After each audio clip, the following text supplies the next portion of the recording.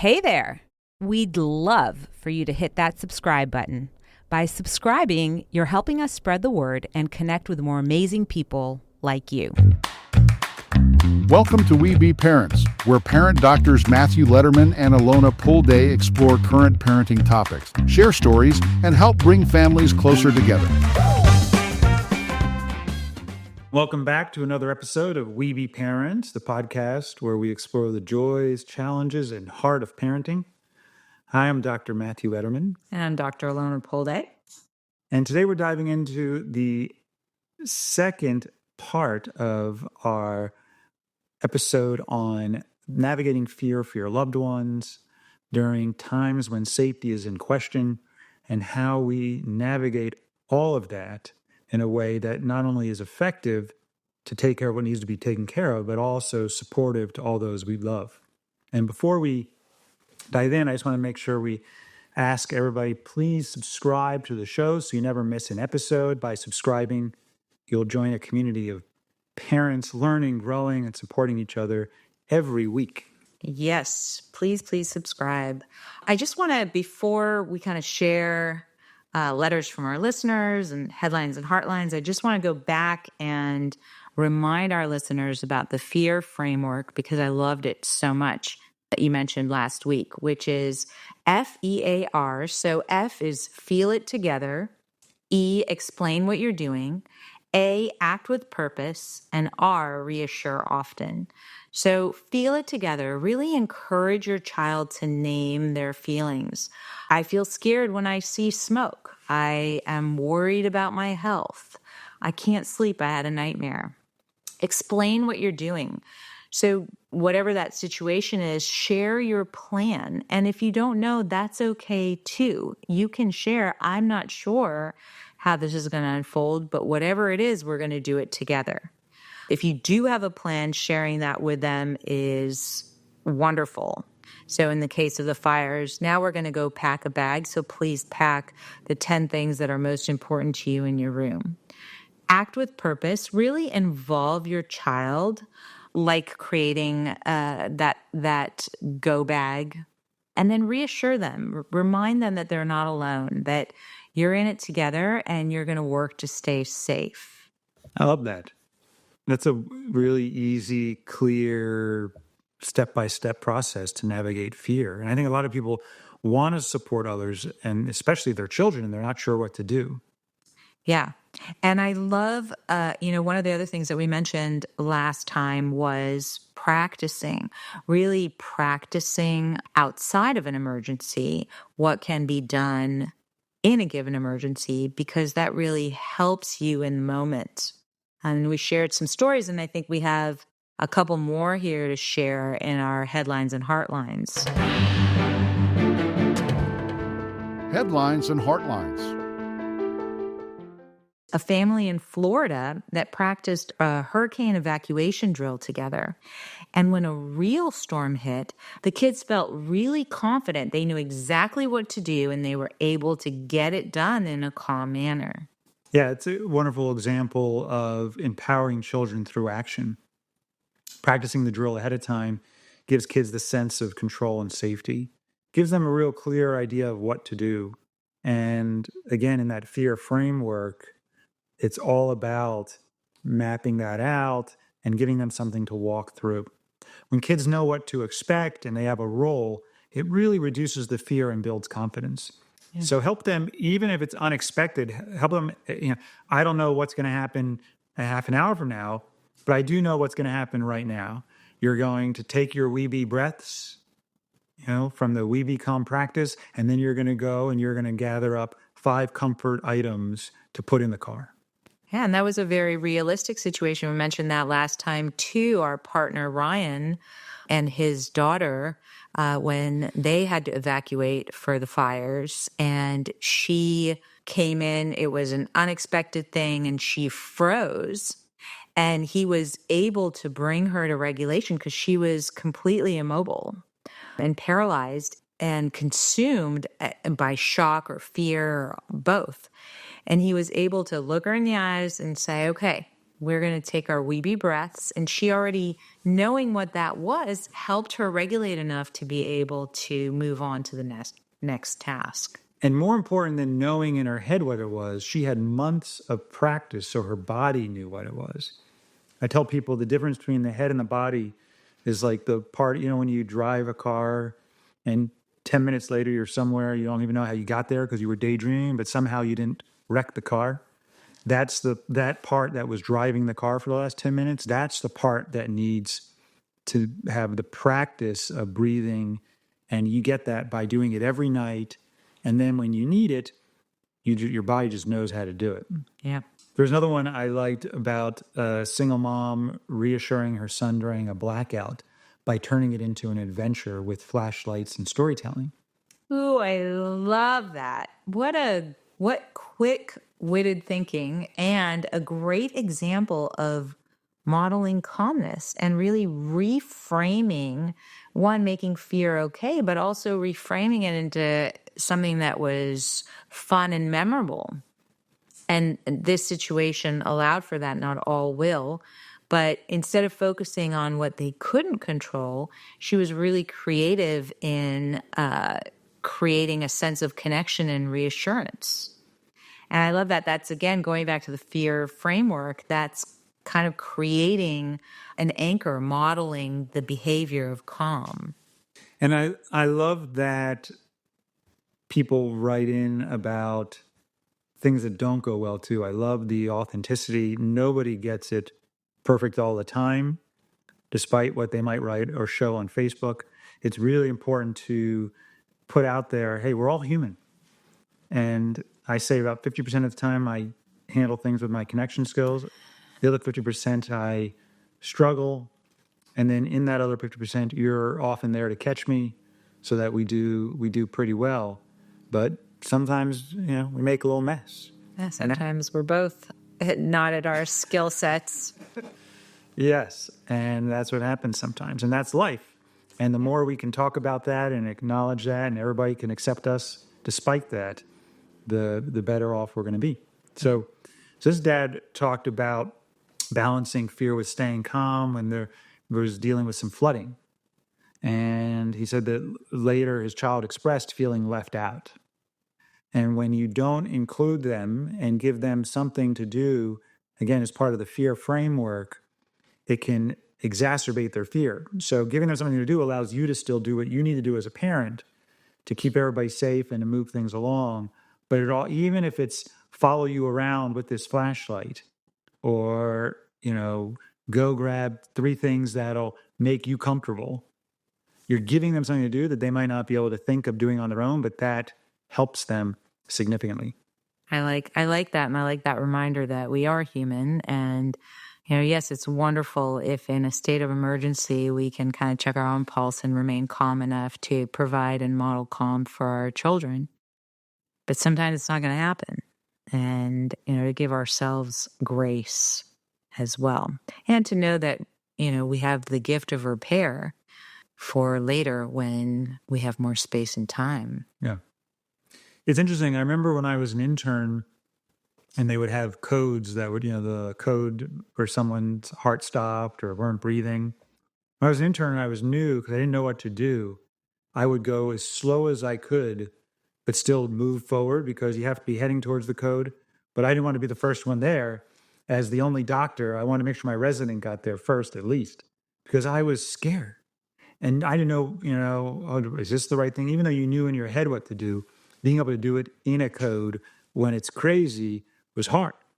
So I'll probably get in trouble now that I admitted that I would go stuff. But, then all of a sudden you start to be very practice. Okay, this is what I'm going to do in the code. And I would role play and practice and then I would say, okay, here's the next step. And if this happens, this is what I'm going to do. And if this happens, this is what I'm going to do. And then I'd practice it with my friends. And because then second year, you had to run the codes. And sure enough, my first month in the ICU as a new second year resident, I was an intern 20 minutes ago, and now I'm a resident. And there was a code in the radiology department, and this guy had a heart attack, I think in the MRI machine or something like that. And I come down and there was a teaching hospital. So I remember the cardiology attending came down and said, I'll take him to the cath lab if you can get him back, meaning like resuscitate this guy. I'm like, why am I doing it? You're the attending here, but he wanted us to be comfortable and practice and go through, but he was there behind me and he had my back. Meanwhile, I think we first did CPR on me and then we did CPR on the patient after. But it was a beautiful thing of helping me through a time of tremendous fear. He was there, had my back, helped me when I wasn't sure what to do, but it's about that process. So I don't know if that, for some reason I was moved to tell that story around navigating fear, but if he wasn't there and supporting me, it would have been traumatic for me. Well, I love that. And it highlights that fear is rampant in our lives and shows up in so many different circumstances and experiences. And having the ability to name it, face it, and have the support behind you to kind of encourage and create that safe container is really important. You want to share some letters from our listeners? Let's do it. All right. So we got a letter, and the summary of it was an 8-year-old that kept asking, what if something bad happens to us? How do we answer that without increasing their anxiety? That's such a heartfelt question. It shows how much a child just needs that reassurance. And I think first acknowledging their feelings and empathizing. Like, I understand this it must be really worried. This is really scary. Is that how you're feeling? And just check in and give them more space to talk about their feelings. We don't want to make them go away. We want them to have space to talk about them. And then you can reassure if after you've given them space to express their fear and highlight their needs for a sense of security and safety, then you can ask them if some reassurance would be helpful, which is another need. And so I don't even like to jump in with reassurance. I like to sometimes ask if that would be helpful. And then explaining the steps we're taking to keep the family safe. And then, again, this ties back into the fear framework, but explain, what's happening, what we're doing, and then can really give that sense of security. And again, without dismissing their feelings, even though it might feel helpful to say, don't be afraid, don't worry.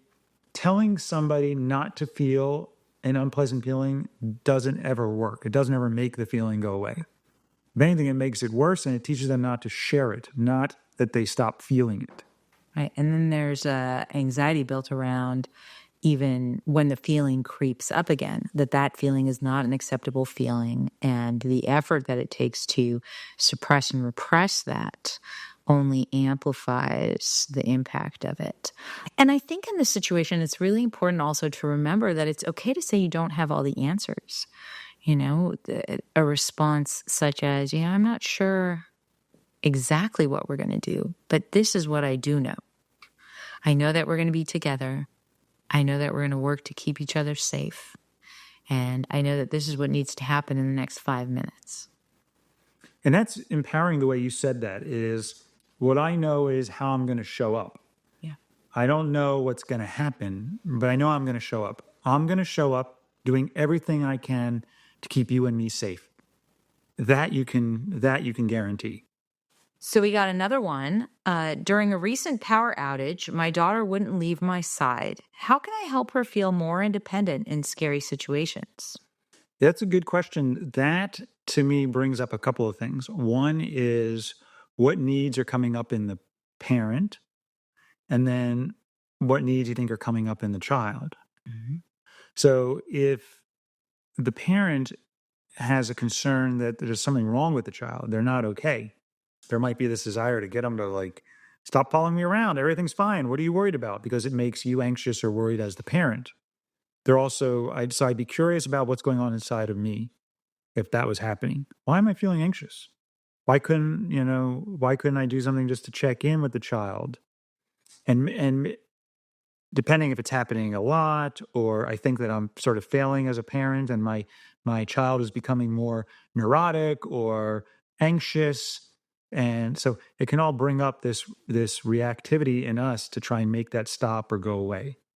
The other thing is, what's going on in my child? Hey, are you feeling, and instead of just guessing, hey, is everything okay? To which they might feel pressure to say yes.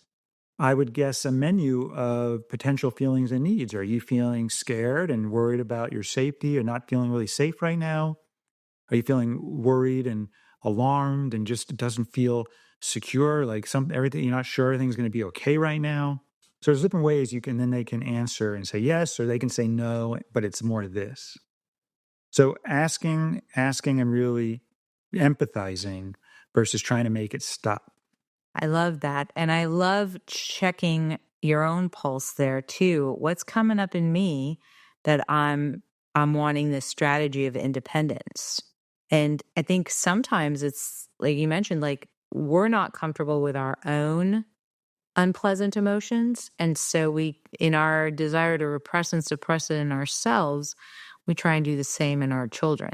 And that opportunity to be in connection through those unpleasant emotions is really empowering for them. It's empowering for us, and it's empowering for the connection.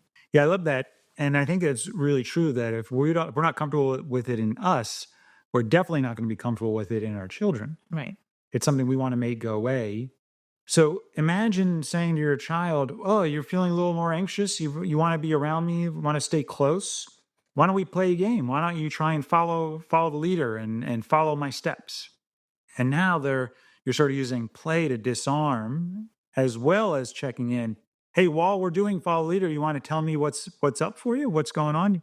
You could even do a brain dump. We do that in our family a lot where you're saying, just tell me all the stuff you're worried about. I'm not going to try and stop it. I'm not going to try and fix it. And you practice doing that so they feel comfortable. They trust that you're not going to judge them or give them advice. And then they'll start saying, I'm worried about this and I'm worried about that. And, and this is concerning. And that's really, really helpful. And so it's not to pretend it's not there. It's not to make it stop, but it's also saying, hey, there's a little more space around fear and anxiety. It doesn't have to feel so tight and tense. This episode of We Be Parents is brought to you by We Be Calm, the child calmer designed by doctors and loved by parents. Struggling with bedtime routines or managing your child's anxiety? We Be Calm transforms deep breathing into a fun and engaging activity, helping kids find their inner calm. Perfect for bedtime stressful moments or anytime your child needs a little extra help to stay calm. Visit webecalm.com to learn more and bring tranquility to your family. We Be Calm, because we be in this together.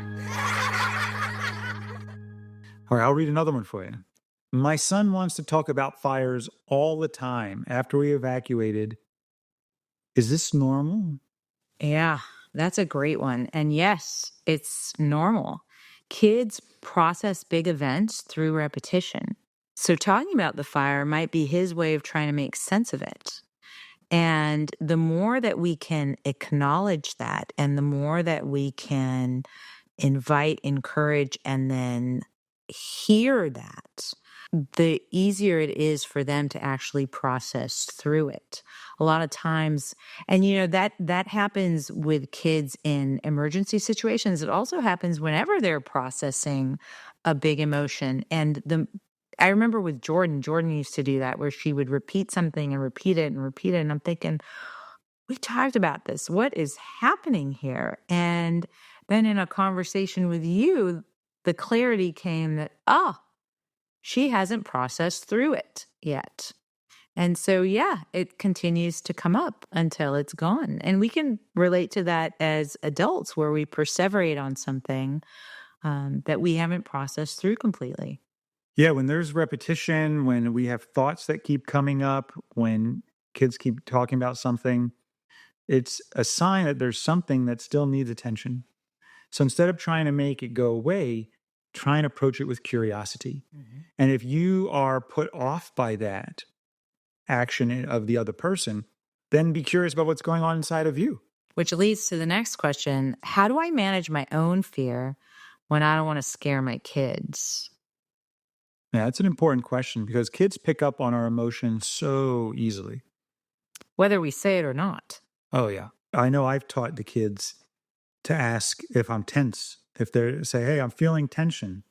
So now, and then, Dad, are you feeling tense? I'm sensing some tension.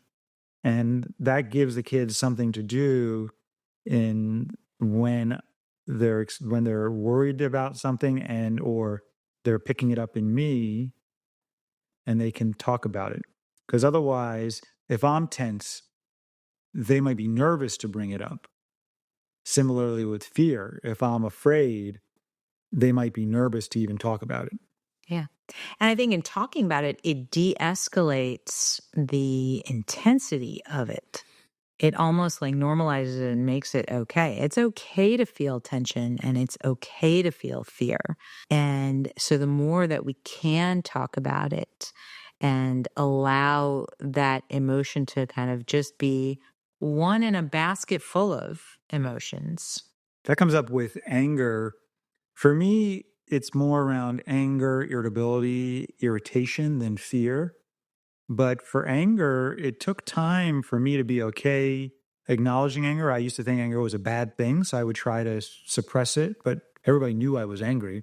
And the kids didn't know what to do when I was angry.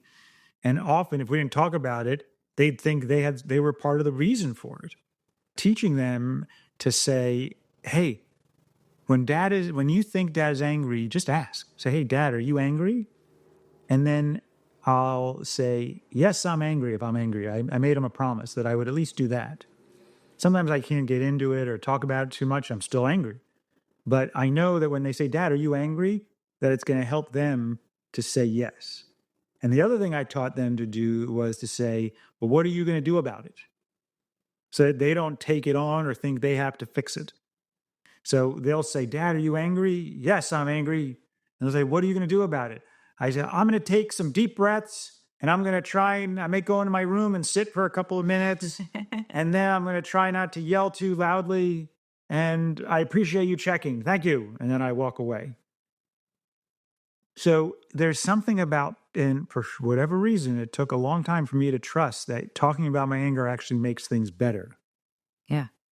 I think it gives them a sense that the world isn't ending because you're angry. I look at generalizations and women who express fear more readily, who cry more readily. When they do, it doesn't feel as scary especially for children as when they see their dad afraid or when they see their dad crying. And I think part of that is that kind of normalization and expression of something versus the repression and suppression of it. So when it comes out, the assumption is, oh, this one must be really big and awful. Yeah. Yeah, that's why it's really important to model all of these feelings. Because telling them it's okay to have it, but never showing them you yourself having it tells them it's not okay to have it. Right. And I practice all the time that I can. Whenever I'm feeling shame, to bring it up. Whenever I'm feeling guilty, whenever I'm feeling angry, whenever I'm feeling, it's interesting. Fear is probably the hardest one for me to bring up because I do have a worry that it's going to make them feel scared themselves.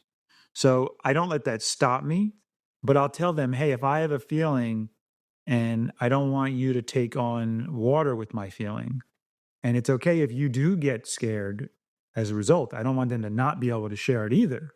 But then I want to be aware that that can happen and talk through that as well.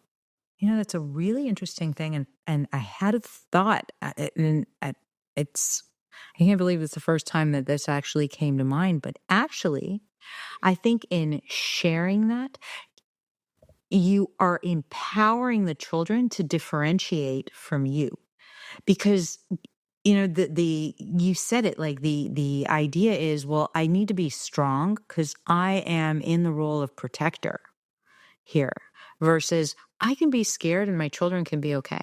They can be differentiated enough not to take that on. Yeah. And then there's the notion that, oh, that dad's my safety net. So if dad's cracking, I'm falling. Right. Right. Versus, hey, dad can crack and I know how to take care of myself and I'm going to be okay. So that question around independence, part of that is allowing for that differentiation by saying, this is me. It doesn't have to be you. I like that ability to differentiate and help them. And even if they can't do it, to talk about not being able to differentiate so they can grow towards that. Ideally, they don't take on water. They don't absorb it or, enmesh with it. Mm-hmm. But even if they do enmesh, you want to be able to address it so that they can learn how not to do that. Right. Yeah. So it's a really beautiful opportunity and a gift. Yeah, so there's no reason to not bring it up, especially if you're doing it mindfully. Yeah. All right. Maybe it'll be something, because we always like to model and practice and fire drill. Maybe I can be scared about something tonight. I'd be like, Mom is scaring me, guy. No. Mom has plenty of worries. I could dump one on Yeah, give me a couple of your worries. I'll take them on. All right, Matt. You want to do the one last thing? Yeah, let's leave our listeners with one last thing. All right, go for it. Today's one last thing is courage is built not by avoiding fear, but by learning to hold it with care and compassion. And I really like that reminder that courage does not lie in the absence of fear, but really in the face of it and how you show up. And that's a great thing for me to remember. That's wonderful. I love it. I'm letting that sink in. Your experiences and feedback are invaluable to us. Please email us at parents@webetogether.com with your own cheers and tears, as well as any questions or stories you'd like to share. And we'd love for you to hit that subscribe button. Bye for now.